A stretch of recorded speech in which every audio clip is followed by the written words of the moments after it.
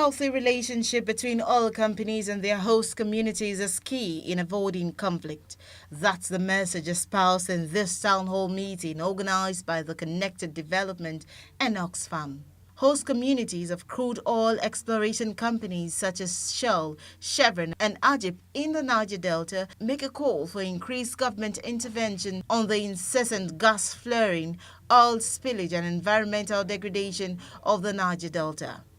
Ngozi Osai, a 64-year-old, is a woman leader at Obodogwa in Delta State. She travels miles to Lagos to engage government and other stakeholders in the conversation. That smoke that is moving up the sky is disturbing.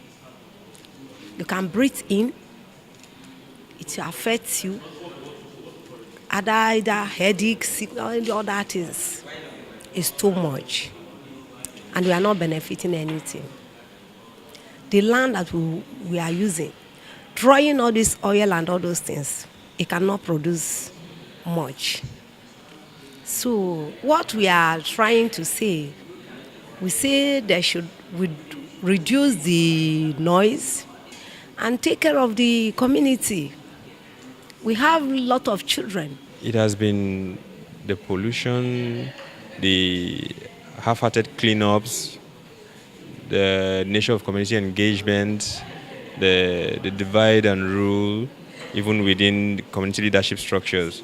The Department of Petroleum Resources is quick to announce that government is taking stiffer measures to ensure an end to indiscriminate gas flaring, which poses health hazards to the locals.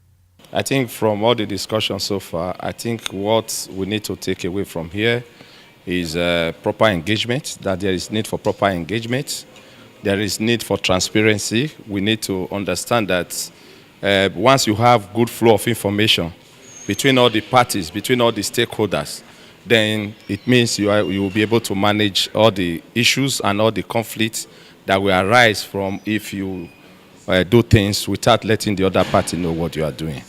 As the organizers of the event focus on conflict and fragility as a means of improving transparency and accountability in the oil and gas sector, they are advocating for the establishment of a federal government agency to take charge of the relationships between the oil companies and the host communities. Planning these kinds of meetings or having these kinds of meetings is to see how all stakeholders will be, on board at the same level. We can't be generating revenues from these communities and they're not benefiting from it. And over time, we've seen that there've been vandalization of some of our government infrastructure and private sector infrastructure in the Niger Delta region. And for us, we're saying that why is that fragility? Why is that conflict? And we saw that usually there is no conversation between host community with government, with civil society.